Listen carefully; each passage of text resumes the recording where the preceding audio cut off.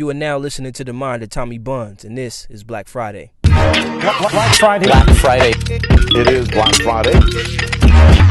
Peace, family. I'm your host, Tommy Bunnz, and welcome to episode 2 of Black Friday. Give yourself a big hand for being here once again, and welcome to those who are with us for the first time. So yeah, man, I went and saw Creed over the weekend, and I saw Creed, and obviously I saw Chirac on Friday. I went and saw Creed, and man, it's dope, man. It's a dope film, and I want to talk about that today. I want to talk about a few things, but one of the things that Creed opened me up to was just to preface this podcast.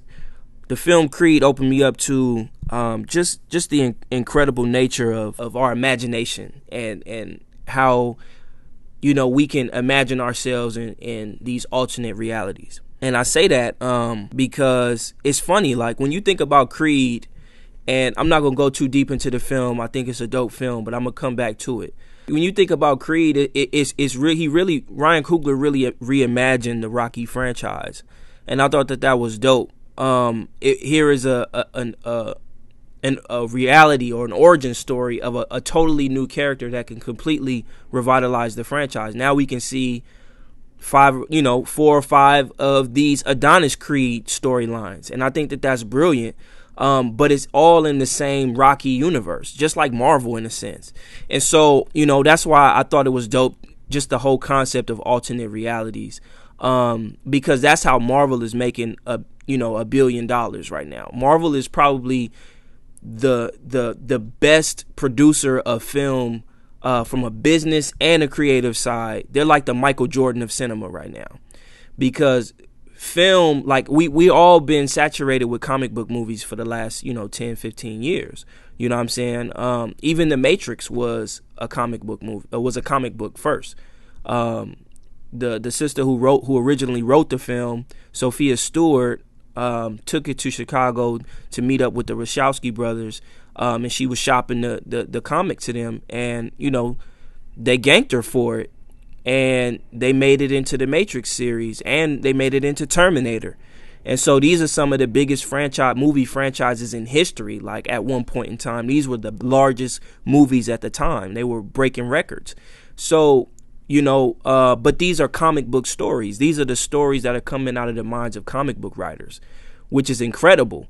And these are like these are the folks you never really see, and you never get an opportunity to really your best writers in the world are not, your largest entertainers. They usually take a back seat to the Steven Spielbergs, to the Ryan Cooglers. The writers who are creating this subject matter and writing these stories. Well, and not to take anything away from Ryan Coogler, because the young brother, he also writes. But I think it's amazing, that we've been for this long, all following along in comic book stories. But we all follow some type of story at the end of the day. When we trace our own individual origins back to where we come from, and you think about those time periods and what your ancestors was going through, what type of music they was playing, who they were praying to, what the culture was like, and if we take it back as far as we can remember to where we had shit really popping, we could take our memories back to ancient Egypt. And, to start off this podcast, I want to talk about Gods of Egypt, because, during the trailer for Creed, the trailer for Gods of Egypt came on. And me, I love film. I'm a connoisseur of film. I'm a student of cinema. Graduated from the Art Institute with a degree in cinema, in film. So I'm a filmmaker, man. And I realized last podcast episode, I didn't say that. I didn't say that I was also a filmmaker. I am a filmmaker. That is my first love. It's the thing that makes me wake up in the morning. It's the one thing, my pops, rest in peace, used to always talk about, having a dream, right? You know what I'm saying? He would say, I'm glad that you have the dreams that you have, because it gives you a reason to wake up in the morning. And film, next to, my family, is the reason why I wake up in the morning. So I'm at the movie theaters geeked. I want to see it all. I'm not come in here. I want to see it all. I'm interested to see what other filmmakers are making. What's happening. I just really love watching movies, and I hadn't been to the movies like how I've been going lately in a while. And I love being back in the movie theaters. It reminded me when we was coming up going to Delamo, spitting game when niggas didn't have Tinder. We couldn't swipe to the left and swipe to the right. You had to actually talk to a person in the physical flesh. It's crazy. So, had some crazy times in those movie theaters too. Not gonna go too deep into it, but the homies know. But yeah, just being back, it just took me back to those days, just being there. And so I'm watching Gods of Egypt, and the film starts with the epic music and all that shit, and they introduce the two characters, and one of the characters gets knocked out of the sky, and they're these big metallic kind of like anamorph characters. I don't even know what the fuck they are, but they're supposed to be the story of Seth defeating Osiris, and then Seth and versus Horus or Heru. But yeah, they're taking the ancient Egyptian mythos and they're reconstructing it. And black people, we have a terrible time dealing with Hollywood when Hollywood goes back to Africa. We really, really do. Like, it's so funny how black we become when Hollywood makes a black, tries to go back to Africa, because it automatically creates this debate of whether the ancient Egyptians were actually black people. It's so funny to me that people would even have this argument when studies show that, of course they were. We talking about before Europeans were even in history. You had black people in those regions of Africa. The Arabs didn't even come into and invade Africa until, 614 or 615 years after Christ died. So we talking about going back to 10,000 years, 5 to 10,000 years before Christ was even born. Who the fuck was there? Your black ass was, nigga. And so was your great grandmothers, and so was your great grandfathers. That's who the fuck was there. It really isn't even an argument when we think about it. You have anthropologists who will try to say that we were a different breed of human being. We were a different species. Like that man, this is solar energy we talking about. We talking about the soul energy, the energy that does not leave, the energy that is everlasting. We talking about God, my nigga. We talking about what we've always been. And that's who we are, not these fucking shells that we in this incarnation. But like I said, that's why it gets weird, because it creates these alternate realities, man. And that's, going back to the film, that's exactly what Hollywood is doing. This is going to give a template of what the past looked like to generations down the line as this film is preserved. You see what I'm saying? They place films into the National Library of Congress. So that means that there is a historical value to these films. Not saying that this film is going to be part of that and going to be registered as that, but films are going to live on. You know what I'm saying? And so 1,000 years from now, when kids think about Egypt and, people don't read books anymore because everything is a digital display or video, or it's probably going to be beamed to us, through just invisible energy signals and data signals that we can just scan through these devices and shit. We won't even need LCD screens to see and be entertained anymore. It'll be like a programmed dream 1,000 years from now. And when we reference back to where, what was taking place in Africa with these Egyptian stories of gods, who's to say that the reference won't be the visual references that have been stored in the servers, which is depicting Egypt as a place during those time periods that are ruled by white folks, or Europeans, I should say. I do think that, it is something to be said about why every Hollywood movie that, is made about Egypt, there's a complete disregard, not even for like just black people. We don't have to have Denzel Washington play Asar or Heru. We don't need that. It could be somebody from that region. You see what I'm saying? But we are seeing the manipulation of reality, not for audiences today, but for audiences tomorrow, like I said, who will grow up watching these films as reference material to what the past looked like. Now, don't get me wrong. You're going to, for certain, have lots of individuals who will have an understanding that films are just films. But over time, the lines between what's real and what's fantasy begin to kind of blur a little bit. And it starts to get really strange. And the strange music kicks in and people just don't understand what's happening. Why am I here? Why am I listening to this? Why am I even paying attention right now? What could I be doing with my time? And then you snap out and then it's like, damn, that was weird. You know, what the fuck? The trailer for Gods of Egypt goes off. And, you know, it got my brain thinking about this concept of alternate realities, right? And, you know, I love it. You know, I love diving into these deep philosophical, metaphysical conversations. That's me. That's more like who I am. I'm not the nigga that's, you know, that's trying to be in the club, popping bottles with everybody. Nah, I'm the type of nigga that, you know, I enjoy spending a day in the library with my daughter, watching movies, studying, reading, going to the park, chilling, watching the waves, you know, just peace. I enjoy like real literal peace, you know what I'm saying? Just being with the ones that I love, kicking it, drinking beer, watching football, talking shit, regular shit, you know what I mean? We're really considered the weirdos of this generation, but that's cool too. But like I said, it got me thinking about these alternate realities, right? And I started thinking about Marvel and, you know, like, man, nigga got, you know, I started thinking about a lot of different shit. I started thinking about that Alabama Shakes video that I just saw, which I'm going to talk about in a minute. But to stay on the topic of alternate realities, Ryan Coogler, the director of Fruitvale Station, a film I still haven't seen and probably won't see because I know how the film ends already.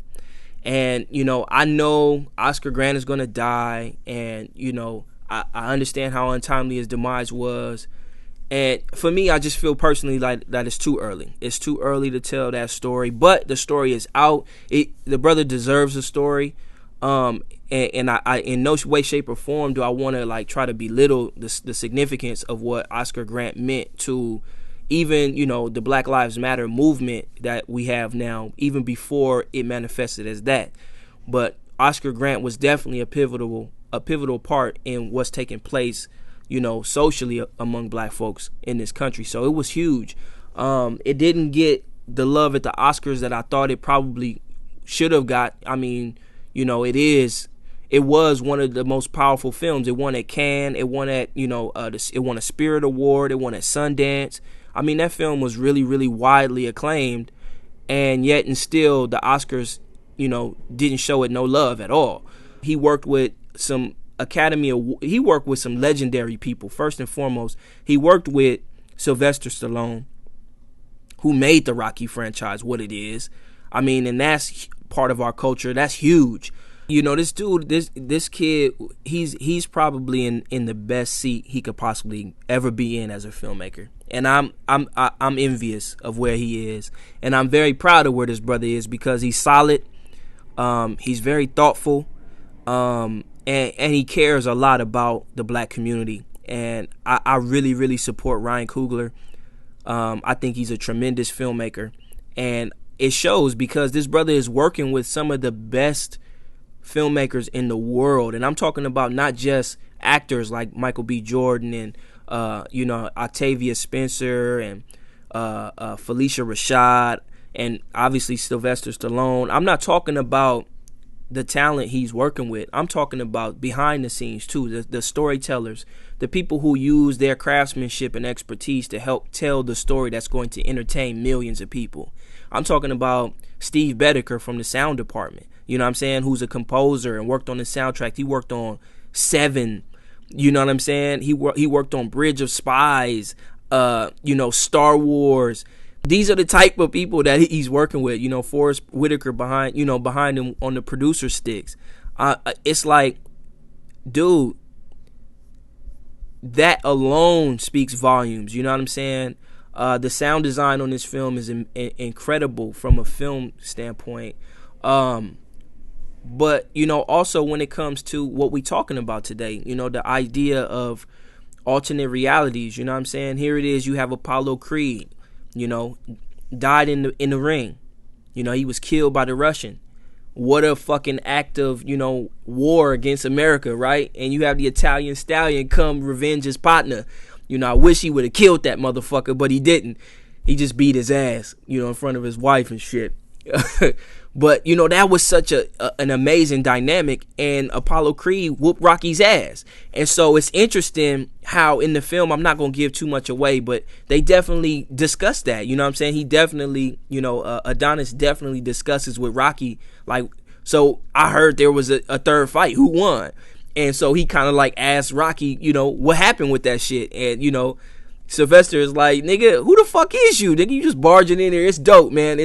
It's really a dope story on how they connected the Rocky universe. It brought two whole new realities together, and it created this beautiful friendship, family type of relationship. He started, calling him OG. Like, it's dope how, and that the dialogue and just the lexicon that they use is so fresh. It feels like, this is a real depiction of, of us. We're complex, we're, emotional, we're layered, we got a lot of things that we dealing with, we fighting things, it's not perfect, even though that they call him Hollywood in the movie. You know what I'm saying? They don't know where he's from, they don't know where he's been, they don't know that he's fighting every day of his life, just like all of us are, but he just physically fights in the boxing ring. And so it's a dope story, man, that you could really connect to, just being on your daily grind and shit, you know what I'm saying? And so I'm watching the movie, and I'm still feeling it, like, damn, like, dope, like, this is definitely some alternate universe shit. And I started thinking, like, yo, something is going on, like, the universe is telling me some shit. Like, I see all of these comparisons between the concept of alternate realities and how we respond to it, as audiences, and how people are responding to it. And so, that's also part of the reason why I wanted to talk on it, because there's no, in this film, there is no person named Muhammad Ali in this film. There is no such person as Mike Tyson. There is no Floyd Mayweather. The greatest fighters to ever live are Apollo Creed and Rocky Balboa. Imagine a world where there's no Tyson, no Floyd.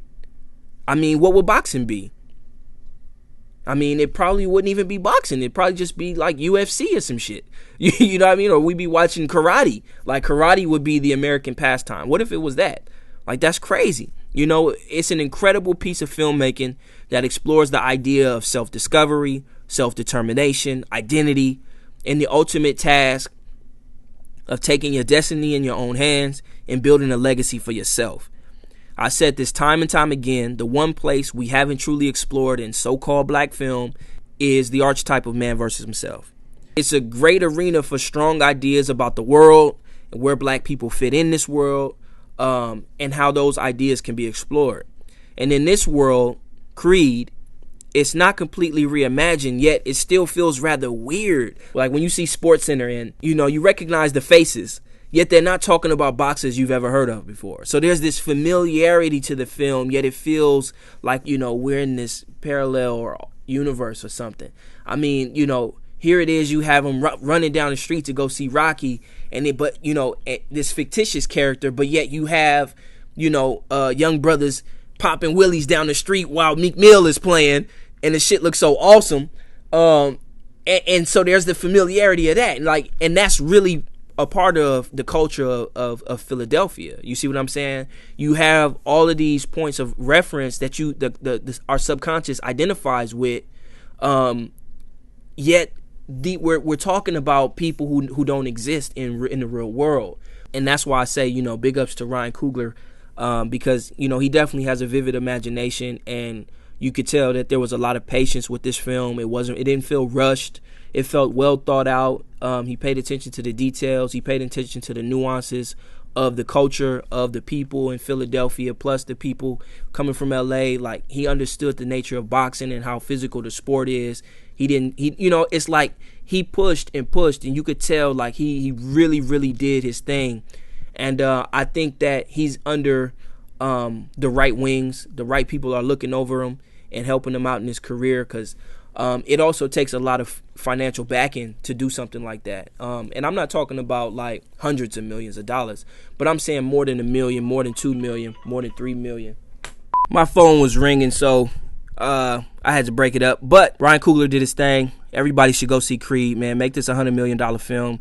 Allow this brother to continue to make films because he's going to make us very, very, very proud as a community. We're going to go out and see films by a black director with black actors, black talent behind the camera as well as in front of the camera.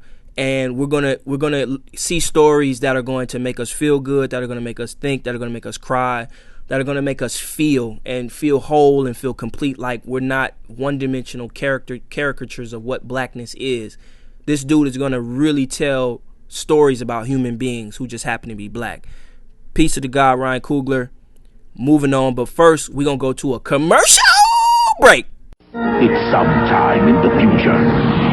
The ultimate challenge. Crossfire. Crossfire. You get caught. Crossfire. Crossfire. You get caught. Crossfire. Crossfire. Crossfire. You'll get caught up in it. Amazon is on the come up. Amazon Originals. I mean, come on, man. They just made Spike's film, Chirac. Go see that. Shut up, Chance the Rapper. Your pops is deputy chief of staff for the mayor. The same mayor that's out there sitting on police shootings of Laquan McDonald for a year. That's who your pops work for. Your pops work for that type of dude, man. And I saw that picture with you standing next to the mayor, man. What's up? I ain't hear no critiques about that shit, nigga. Amazon Originals is on they shit. They got a new show taken from the mind of one of my favorite writers, brother Philip K. Dick. The series is called The Man in the High Castle. Now, my favorite piece from Philip K. Dick is this book called Counterclock World. I remember in film school we had to do a book report on science fiction. Matter of fact, it was film history class, and we were learning. My teacher was Mateus Shemansky, peace to God. I'm still going to come back and get some of those Steadicam trainings. We were studying science fiction as a genre, and I fell in love with the damn genre, man. I watched Andrei Tarkovsky's, first we watched Solaris, and that was cool. You know, that was all right. But once I started really getting into Tarkovsky and asking Mateus, like, what's some dope Tarkovsky stuff? And he was telling me about The Mirror, and he told me about this science fiction film called Stalker. Now, for those of you who like movies, go rent Andrei Tarkovsky's Stalker. It's a dope film. I'm not going to say too much about it. I might even have a podcast episode just about Tarkovsky fucking around with Bunnz. You will get that. But yeah, man, Philip K. Dick is one of the authors that I stumbled across in learning about the science fiction genre. And he wrote this book called Counterclock World. And it was dope. It's about this film where it's almost like Benjamin Button, where people age backwards. But this time you're born from the grave and you die as semen being re-injected into your mom's pussy or your surrogate mom's pussy. It's some ill shit. It's ill, man. The way that the idea of that, right? It was the first time that I thought about life in reverse, right? So just imagine, it just opened my mind to some whole other shit. And I was big into weed at that time, so I was blown. I was high. Maybe that's the reason why I was so fascinated by it, because I probably was more high. It's a dope ass concept to me, high or not. What was also fascinating about that to me was, he followed the story of a prominent social justice and civil rights leader. It was the fictitious Martin Luther King being born again, and niggas was trying to kill him before he died, like before he was able to retranscend back into his mom. Like they were trying to assassinate him again, but assassinate him in reverse. And I was just like, this shit is so ill. Because it's bringing up leaders from the past and people that we really knew, but obviously giving them new context and new names and new outfits. But I was just like, yo, this shit is crazy. And so, from there, I learned that he was the writer of Blade Runner, which was originally the book Do Androids Dream of Electric Sheep. And he's written a number of things, Minority Report, And I mean, I just fell in love with the mind of Philip K. Dick. And so did Stanley Kubrick. So did Steven Spielberg. Obviously, Steven Spielberg made Minority Report. So Philip K. Dick has probably been entertaining the minds of Americans and people around the world with his stories for the last 15, 20 years, 30 years as well. And this is what I'm saying, man. It's like I'm so glad to have this podcast because I could big up the writers, man. Because the scribes are the ones who, the scribes are, when you talk about, Isaiah 16, you talking about Isaiah. He was a scribe. You talking about a writer. But I'm going to tell you this. Philip K. Dick, man. Very, very powerful writer. And everybody knows that. Big up to Philip K. Dick. Rest in peace, brother. But the film or the series that we're talking about right now is The Man in the High Castle. And this is from Philip K. Dick's 1962 novel of the same name, Man in the High Castle, which, man, it's fucking ill, dude. The concept is, imagine if America didn't win World War II. Just imagine that, right? What would life be like? What would society be like? Well, in this world, Germany, led by an aging Hitler, rules the eastern portion of America, west to about where, the middle of America is, probably like Kansas, Colorado, in that area, wherever the middle of America is. And then on the western ports of, or the western states of this fictitious America, Japan rules the next half.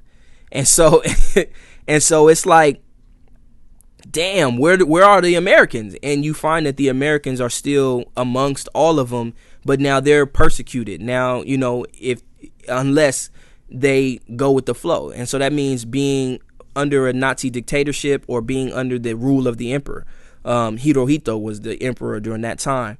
And so it's crazy. It's like, yo, son, how the fuck would I live? Like, who would I be? You know what I'm saying? Would I be part of the resistance, or would I be part of the motherfuckers that's, just going with the flow and allowing shit to happen?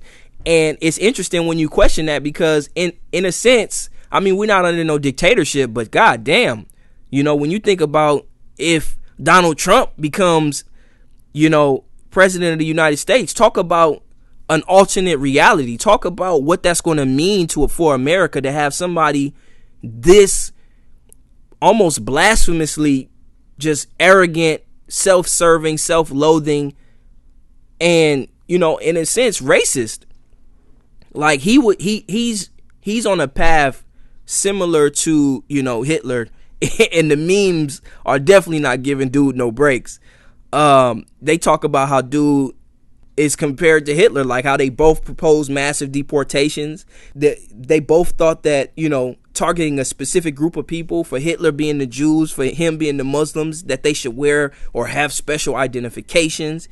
They both promised to make their country lands better again, and they both blamed these particular groups, Jews and Muslims, for the shortcomings of their country. Like, they sound like the same motherfucker. And I was telling the Queen that the other day, like, dude really sounds like he could be Hitler. I mean, it's already bad we got fascist police.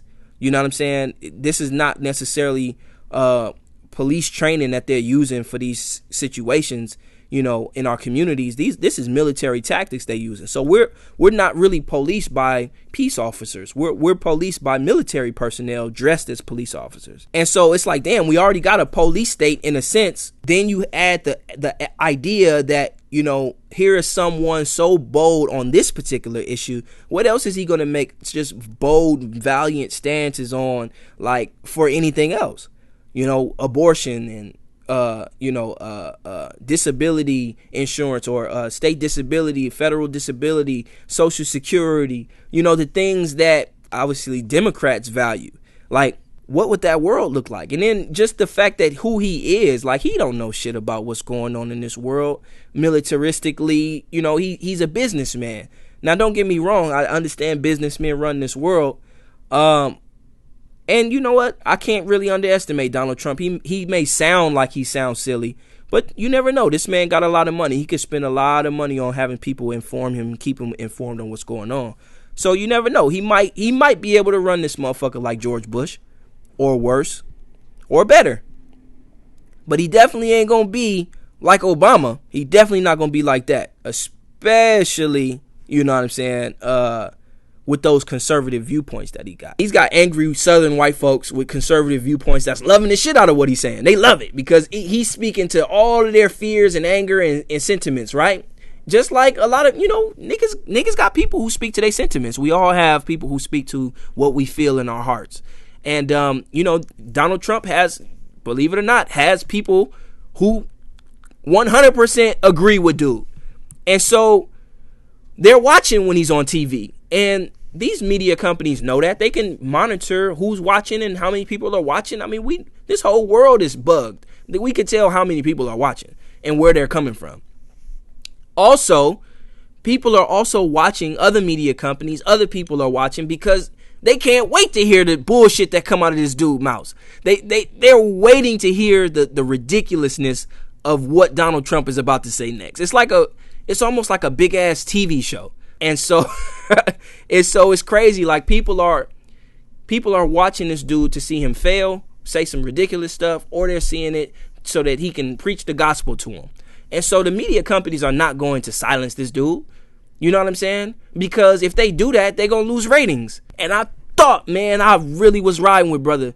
KRS-One said on one of his tracks, he said, prophetic visions of President Jeb, prophetic visions of President Jeb, prophetic visions of President Jeb. And I was like, damn, prophetic visions of President Jeb. I'm like, damn, and now Jeb is running in 2016. What? He couldn't have predicted this. But if you look at, he doesn't have any chance of winning. I don't know what happened. They can't even force this dude to get in. And so I guess we're not going to see a third Bush. So, I mean, even if he was on TV, nobody would be paying attention. So you got to put Donald Trump on because he's the one driving, the conversation right now. Now, to be fair, Donald Trump ain't nowhere as demonic as Hitler.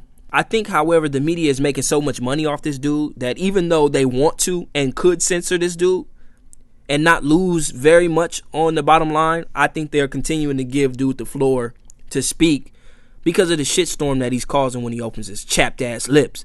Dude's lips look like an old bald vagina. Trump got them vag lips.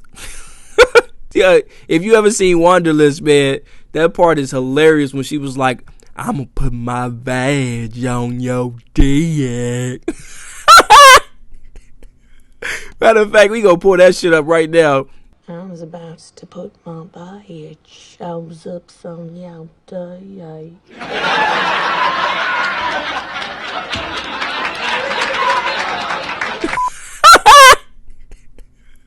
And I guess now the timing is so right for our next commercial break. Hi, I'm Gingerly Cartwright, and for the cost of a slightly pre-owned luxury PT Cruiser, you can live the life you used to or always wanted. And for you working girls, get back on the job with vaginal rejuvenation. Yes, you heard right. Vaginal rejuvenation. The liposuction, lip lift, and Botox for your nether regions, all in one.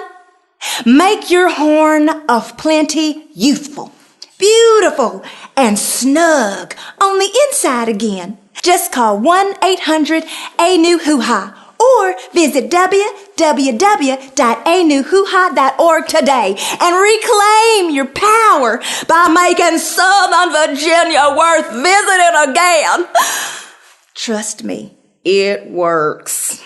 Going back to Man in the High Castle, I'm only like a couple episodes in, and to me, it's shaping up that it's going to be real strong. You know what I mean? I was listening to a podcast on KCRW called The Treatment, and he was talking with one of the lead writers, the creator, executive producer, Frank Spotnitz, and this is what he said.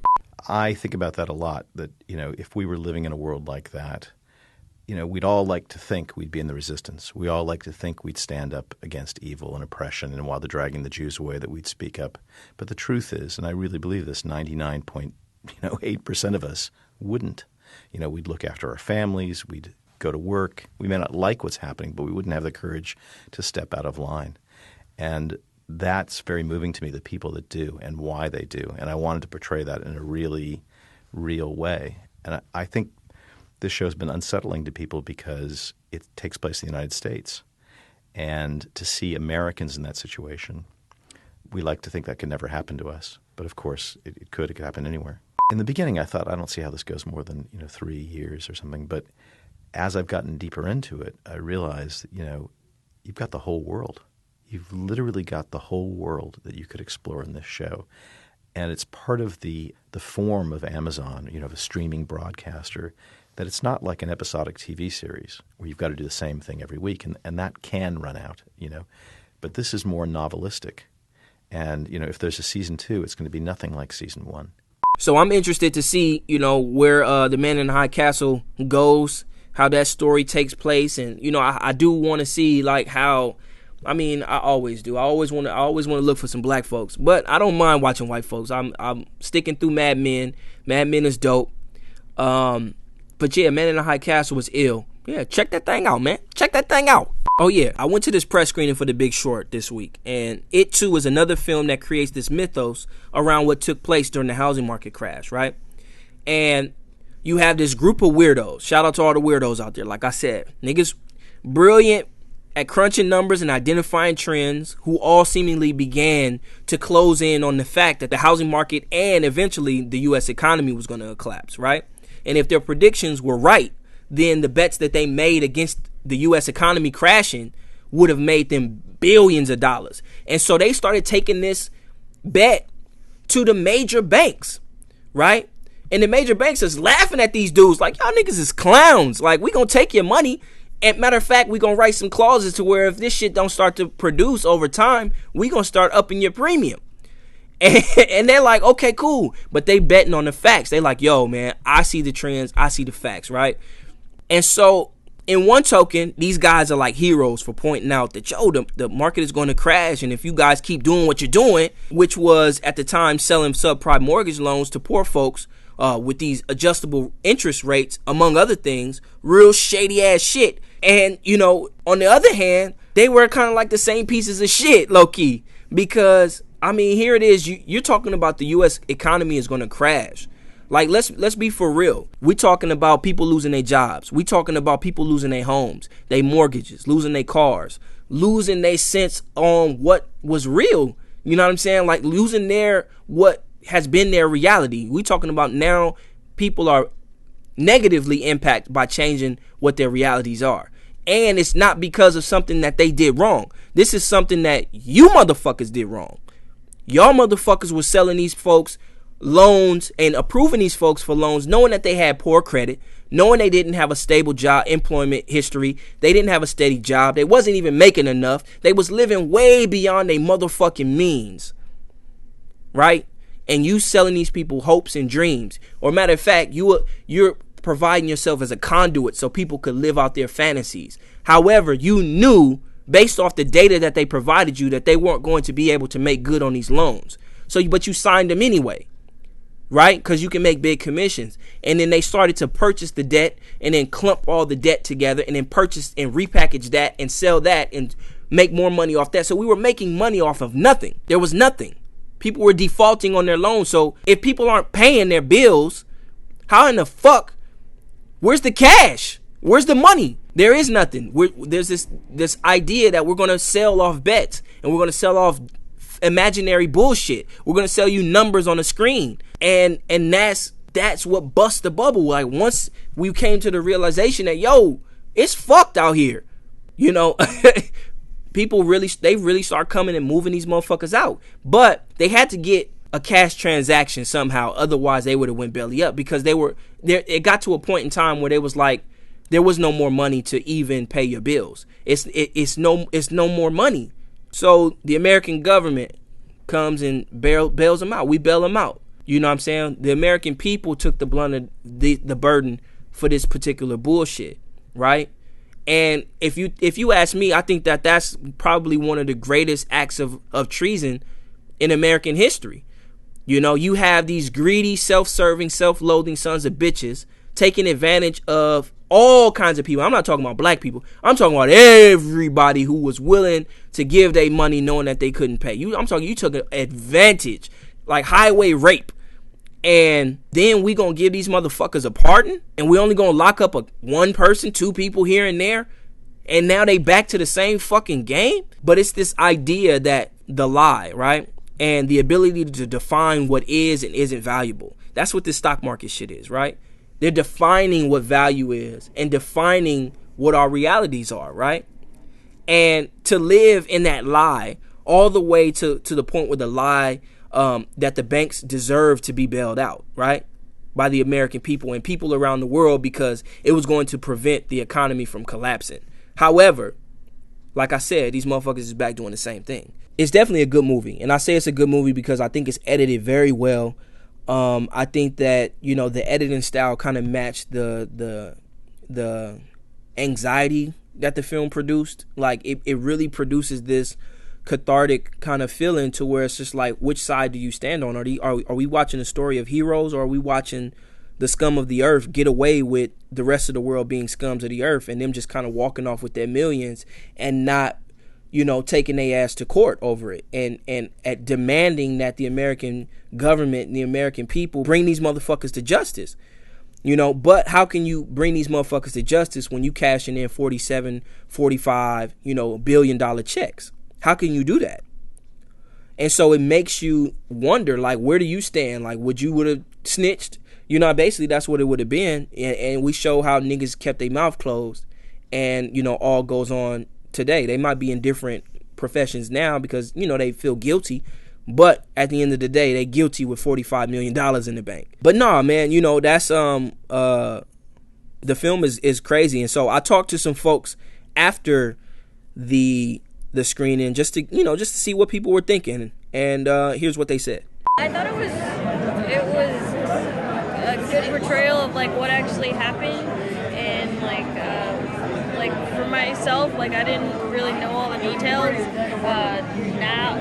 now even or before, but I was like in like high school, but even still, just to like see like it on screen and like told from that perspective, because I mean it's kind of funny. I don't know if it was actually funny in real life, because it's sad of all that actually happened to the American people, and it just highlighted like how, you know, the system is, which isn't good in that industry or others. I thought it was like really, I mean, for real, like as we were just talking about it, like I thought it was laudable how they really attempted to explain the financial system. I don't know. Yeah, I thought it was really good. I mean, I think you know, the tempo kind of changes up. You know, midway through, or maybe a third of the way through. So kind of good. It's kind of in like warp speed, and it slows down.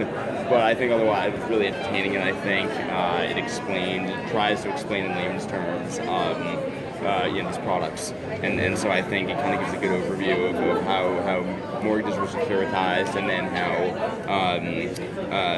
you know, how the financial system and the economy collapsed. So I think he did a really good job. So yeah, The Big Short is another film that I think people should go see. You know, it's entertaining, man. You know, but it also provides interesting, you know, insight to what particularly happened with these four individuals, which I also thought was pretty interesting, how four individuals kind of like coalesced into one space after finding a similar pattern, and just this idea, you know, that there is nothing really new. Like, you know, you may think that you're the only one thinking something or the only one saying something, and you never know that somebody else is looking at the world and seeing the same patterns that you see.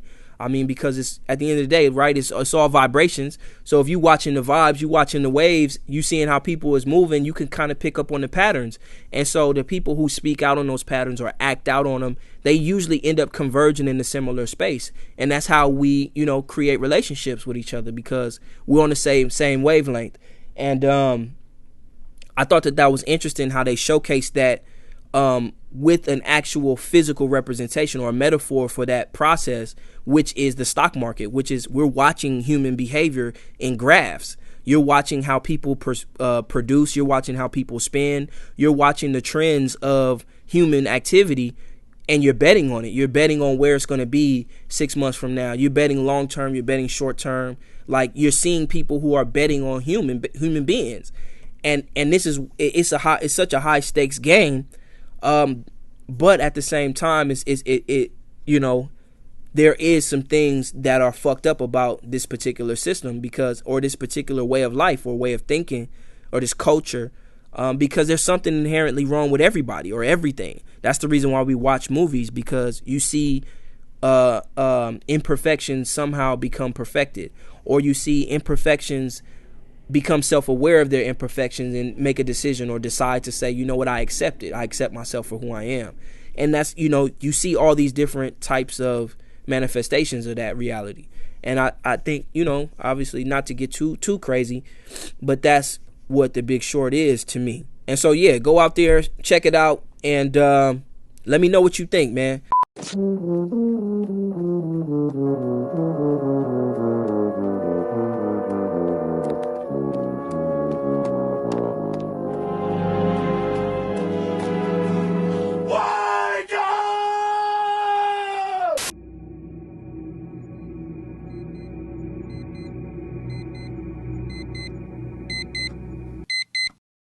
I've been asleep, son. I've been asleep for like 3 years now.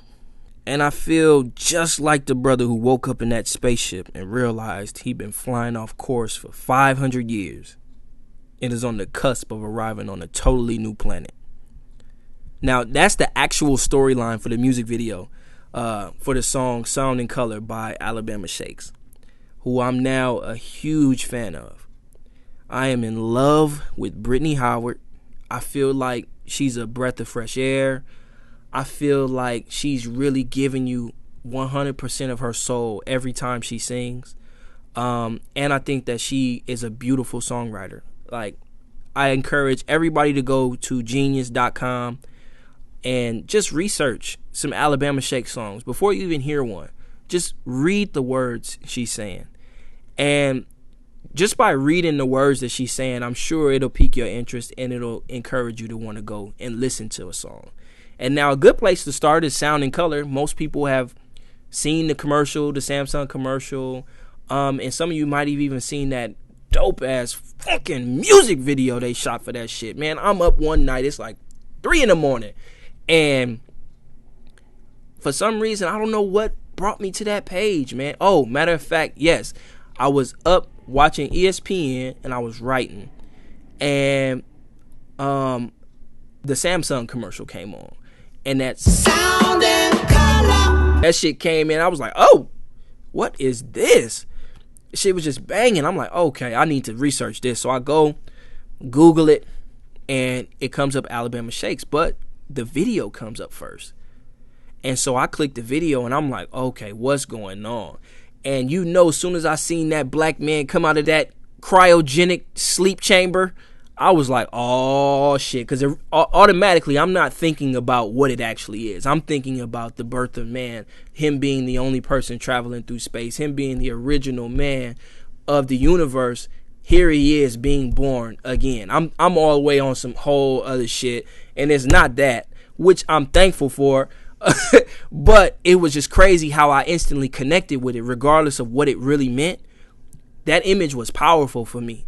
And just seeing him come out of that, and he's in his, like, trying to figure out where he is. He looks out the window and it's this Earth-like planet. And so he goes and walks and gets dressed and, goes to his cockpit. And it's just like this one-man spaceship. He's the only one on this fucking spaceship floating through space by himself. You gotta be either insane or you gotta be one of the most courageous and intellectually enlightened people to want to volunteer to transport yourself throughout space for the greater of humanity on Earth. You have to, that's some real noble shit to find if there's a planet. First, obviously, you got to know that there is a planet that you're going to. But just like going to Mars, the motherfuckers who are transporting themselves to Mars to actually see that planet, they're risking their lives in a sense. It's crazy. It's really, really crazy. Anything could happen in space, and there's no guarantee that you're going to come back. There's no guarantee when you're driving down the streets you're not going to get hit by a car, but we've done that. People have done that so long over time that we almost govern ourselves. Nobody wants to get into an accident, but sometimes accidents do happen. And if accidents like that happen in space where some shit fucks up or it breaks down or the computer stop working, you're done. And it's like, here you have this man traveling out into space by himself. Now, he doesn't even have a crew. Like, just think of the psychological ramifications of not having a physical person to talk to, right? For however long. And he realizes that he's been off course for 500 years. And everybody he loved is dead now. There's no more wife. There's no more kids. There's no more nobody. He's fucked. He's like, oh my God, what the fuck am I going to do? But however, he sees the sight of this new planet, and it gives me this feeling like I don't know if it's Earth or if it's another planet. Like, where is he? And it's almost like he's returning home, but he doesn't look like very much time has passed. It looked like he just went to sleep and woke up, but it was 500 years later. So it's this weird feeling of like the familiar but the mysterious. And I think that's what Brittany Howard brings across when I hear her music. She's got a song called Hold On that I thought was dope off their first album. She's got a lot of dope songs, man. And I can't speak any more highly about Alabama Shakes. And I think they're an incredible group. And I really love the idea that she freestyled Hold On. They were practicing riffs, and she just spit it out one night the way she did, and people responded to it. Matter of fact, there's an audio clip of her talking about that. I'm gonna play it. People were singing as the song was developing. It was kind of crazy. So they picked up on, it's funny because I think they thought it was a cover song we were playing. And so they're like, yeah, I know this one. And I just remember having a conversation with the guys like, hey, I think they went pretty good. We should play it like that. And the Ben Keith was like, can you remember what you did? Yeah, dude, it's so easy.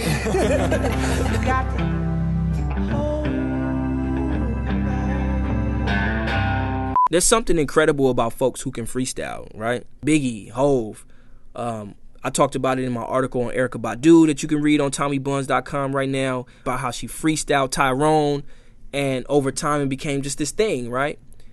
Shout out to my cousin Mike Towns, Big Bro, Nash Rose, two of the illest off the dome freestylers that I've ever heard in my life. Now, it don't get no more awesome than Mike Towns off the top and Nash Rose off the top. I'm gonna just keep that a buck right now. So shout out to my niggas. I see you. So this year, once again, the Alabama Shakes are nominated for Best Rock Performance, Best Rock Song, Best Alternative Music Album, Best Engineered Album, Producer of the Year, and Album of the Year. So they going up against Kendrick Lamar and Taylor Swift. They've been on SNL. Britney performed with Paul McCartney. Their sophomore album, Sound and Color, which is out now, debuted at number 1 on Billboard. Yet I just couldn't believe that this great music existed and I was so sleep on it, right? And I think this was the one thing that woke me up to the fact that there are so many different realities out there that it's not even funny. You know what I'm saying? And this was even before I watched Creed. So I've been playing with this idea for a while, and it's just interesting to see how all these things connect to that. You just never know what's going on when you're trapped in your own little bubbles of genre or culture or race or socioeconomic status. That you begin to kind of like miss out on all the variances that the world has to offer us. The fuck is he talking about? I think, Alabama Shakes, definitely you can find inspiration from them, and that's what we can never get enough of, is inspiration in this world. You feel me? And I think of how it will push our imagination to start thinking about things in different formats, because we will be then introduced to that Sound and Color video where we definitely gonna see our black asses in space, where we don't never see ourselves. We never in space. Right, brothers?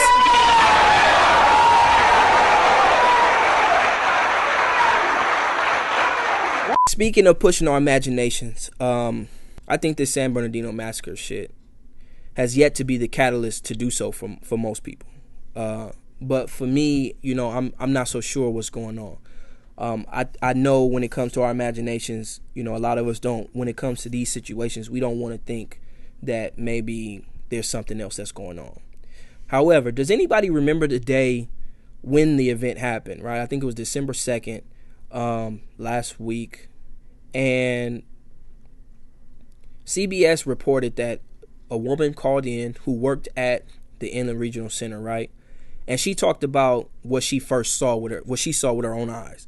And she said, we just looked and we saw 3 men dressed in all black military attire with vests on. They're holding assault rifles. It looks like their skin color was white. I don't know, man. It's strange to me. 3 white men, athletic, tall, military gear turns into one not so athletically looking Middle Eastern man and a petite Middle Eastern woman. I don't know how a person could mistake 3 people for 2 people, and then a petite and not so athletically built man for a 3 men dressed identical, same height, same muscular build. I don't understand. It's hard to kind of like make that. And it's not just her who said it. It was another witness who said it. Here it go. Where I was at right here, we seen there was 3 white men in military fatigues. I always think about, being labeled a conspiracy theorist and shit like that. Because, since coming into, connection with, writers like Noam Chomsky and learning about what the FBI did to the Black Panthers and how shit was just kind of like pushed under the rug. And this is like, I'm talking about like setups and cover-ups and shit like that that's known. Like, we know about this shit now. If I know that our government is capable of that, what makes me think that now we've gotten a little bit more just? We're a little bit more willing to, we're a little bit more righteous. To me, I can't put nothing past nobody, right? If you call me a conspiracy theorist for that, fuck it, maybe I am. But it doesn't negate the fact that this woman described something that none of us have the answer to.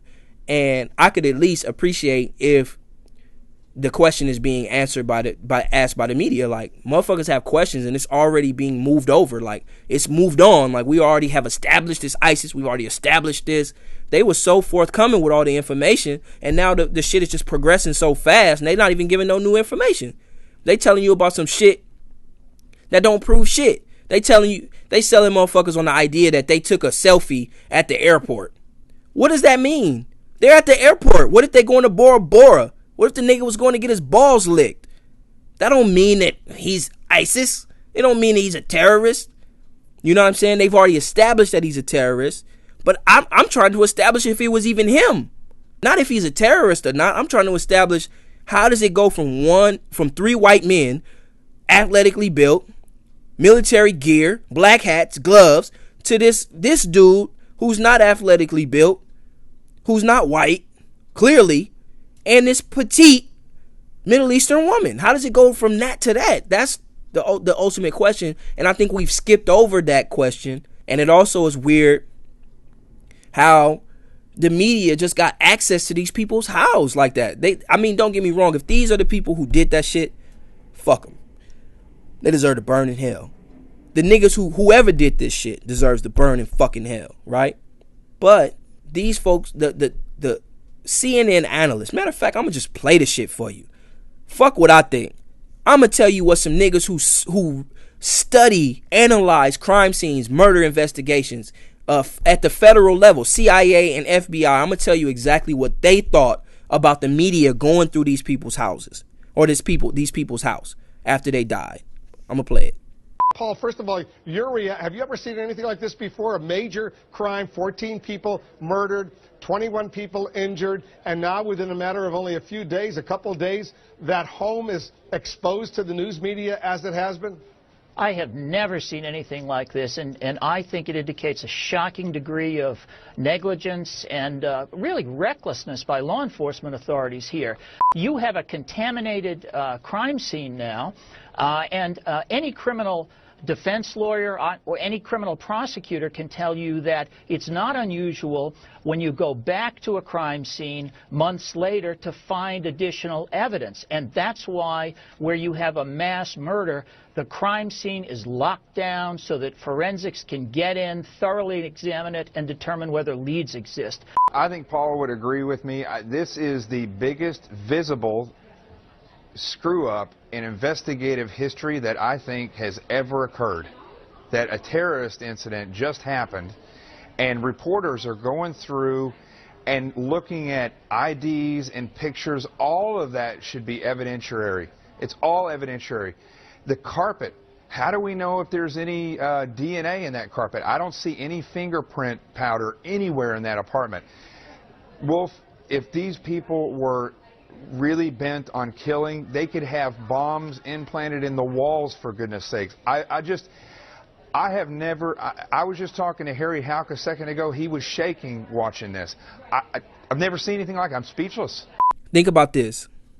Despite only accounting for 5% of the global population, an astounding 31% of the world's mass shootings occur in the U.S., according to the University of Alabama Department of Criminal Justice. Now, we've heard that term thrown around again and again, and the definition of the term seems to lose its way. It's become a colloquialism in a sense when describing these events. So to keep in mind what is meant when we hear the term mass shooting, it means an incident where 4 or more people are shot and either injured or killed, including the gunman or in some instances the gunwoman. And in the U.S., from shootingstracker.com, there have been 355 mass shootings in the United States. And to put that into some perspective, it's December 11th today. And as of right now, there have been 345 days into this year.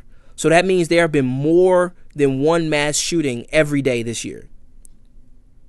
I know this isn't a new phenomenon in the United States. LA Times published an article that chronicled mass shootings in the United States all the way back to 1984. This country, despite being the so-called peacekeepers of the world, is vicious and deeply violent.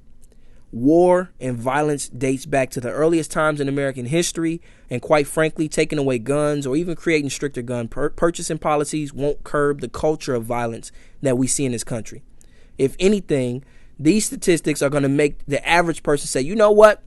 I think it's time to cop that burner and get to that gun range, because you just never know these days when someone is going to lose their fucking mind and want to take everybody with them.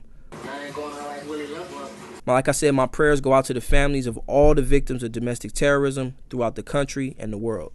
So y'all know by now, obviously, I've been obsessed with this idea of the alternate reality.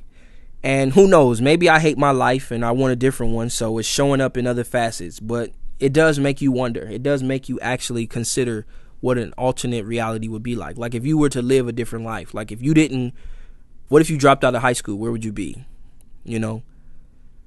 What if you didn't bust in your baby mama? Like, where would you be? You know what I'm saying? Like, what would you do? Like, where would you be at? What would it sound like? Like, it just makes you imagine things, man. And, you know, I'm a big fan of the imagination, dude. I don't think that we should ever lose our imagination. I think we should definitely rely on the facts and, you know, be grounded in the facts, because that, I mean, obviously you can't negate the truth. But I think it's important and it's great mental exercise to explore our imaginations and think about things from a different perspective. It creates empathy. It creates relationship. It makes you see things from other people's perspectives. And we don't get so offended when other people have perspectives. And, you know, arguments don't have to turn into like hatred. Like we can agree to disagree and keep it pushing. And, you know, even be cordial. I don't always agree with my homies. I don't always agree with my family. I don't always agree, you know, with the decisions that I make. Sometimes I'm like, man, I should have went this way. You know what I'm saying? But at the end of the day, we move on. Like, ain't nobody trying to kill nobody over no shit. You feel what I'm saying? And so I love the idea of the alternate reality. And it made me even think, you know, like, damn, I wonder what would happen if slavery didn't exist. Where would black folks be? What would the world look like? Who would be a global power? Would Oprah be Oprah? Would Jordan be Jordan? Would the NBA be an African league? Would hip-hop still exist? What about the blues? What about country music? Gospel? Will folks still say on fleek, turn up, lit, thought, ratchet? Who would be listening to this fucking podcast? My brother Lupe Fiasco, who, if you ask me, should have been nominated for Best Rap Album of the Year this year for Tetsuya and Youth, and Fahrenheit, which features amazing lyricism and subject matter. He touched on this concept of what happens if slavery didn't exist back in 2011 with a song called All Black Everything off his Lasers album. And before we get out of here, I want to play that track because I think it's fucking dope. So, Lupe, all black, everything. Go. You would never know what you could ever be if you never try, you would never see. Stayed in Africa, we ain't never leave. So there was no slaves in our history. Were no slave ships, were no misery. Call me crazy, or isn't he? See, I fell asleep and I had a dream. It was all black, everything.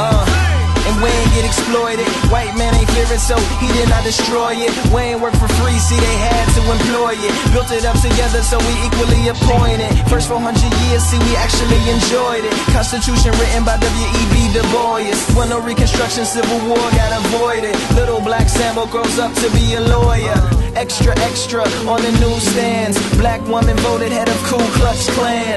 Malcolm Little dies as an old man. Martin Luther King read the eulogy for Ham, followed by Bill O'Reilly who read from the Koran. President Bush sends condolences from Iran, where Fox News reports live that Ahmadinejad wins the Mandela Peace Prize. You never know what you could ever be if you never try, you would never see. Stayed in Africa, we ain't never leave. So there was no slaves in our history. Were no slave ships, were no misery. Call me crazy, or isn't he? See, I fell asleep and I had a dream. It was all black, everything. And it ain't no projects. Keeping it real's not an understood concept. Yeah, complexion's not a contest, cause racism has no context. Hip-hop ain't got a section called conscious. Everybody rapping like crack never happened. Crips never occurred, no bloods to attack then. Matter of fact, no hood to attack in. Somalia's a great place to relax in. Fred Astaire was the first to do a backspin. The Rat Pack was a cool group of black men that inspired 5 white guys called the Jacksons. Eminem fitted in, but then again he inspired a black rapper trying to mimic him. And that's who really rose up out of Michigan, a signed white rapper by the name of 50 Cent.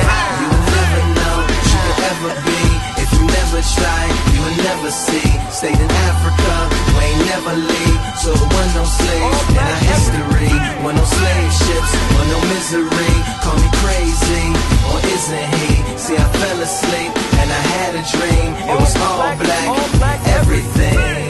And I know this just a fantasy. I cordially invite you to ask, why can't it be?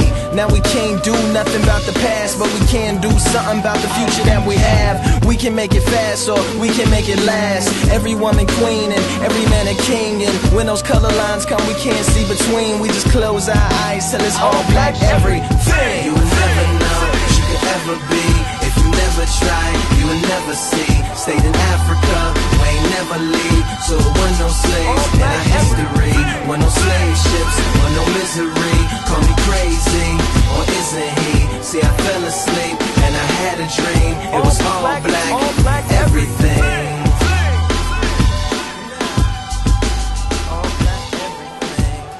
So yeah, man, that's my show today, man. I'm Tommy Bunnz. I'm your host. Thank you for rocking with me today. Give yourself a big hand. Yeah, man. Like I said, man, most artists, we live in our minds. We're thinking people.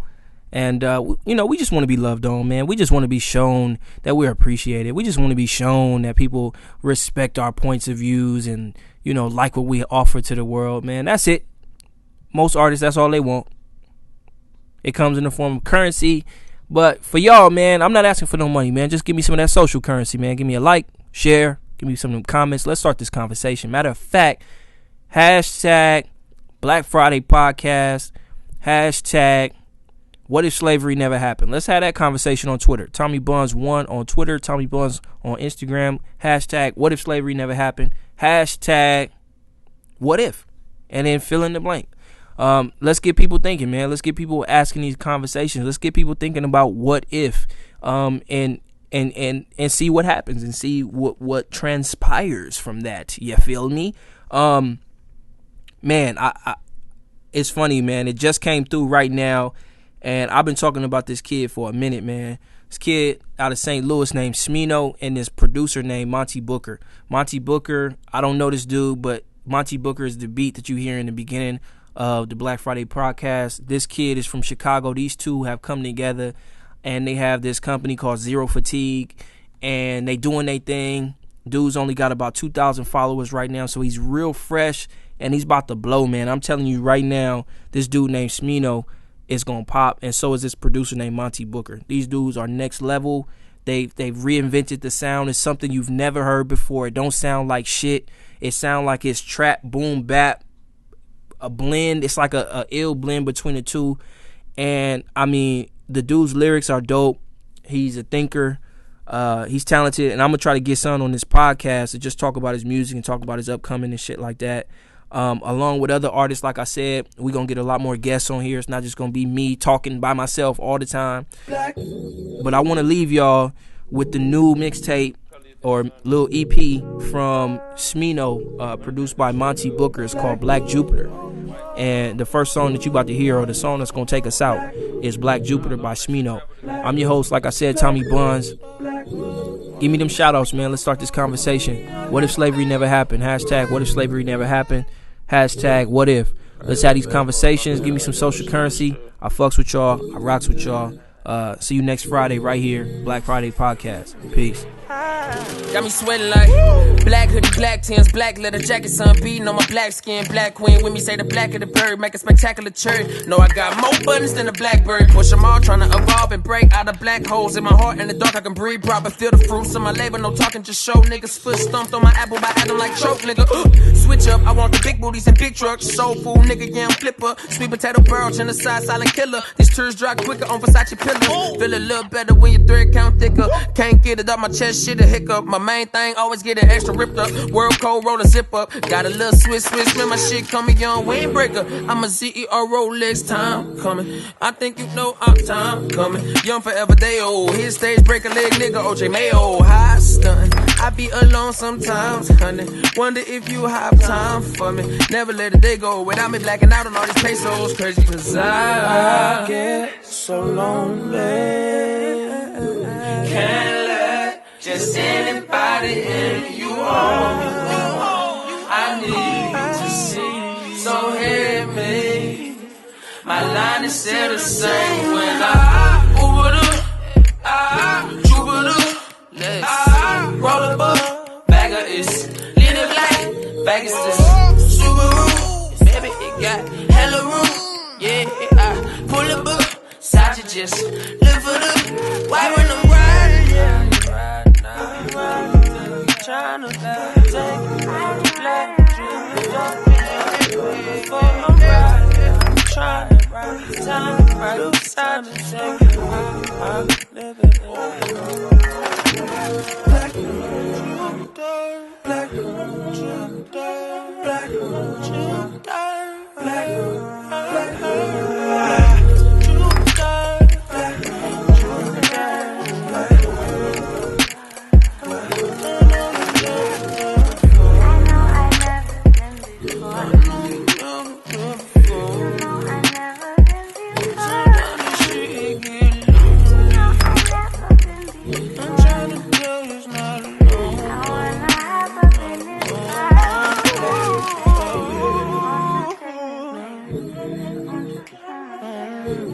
yeah, baby, baby.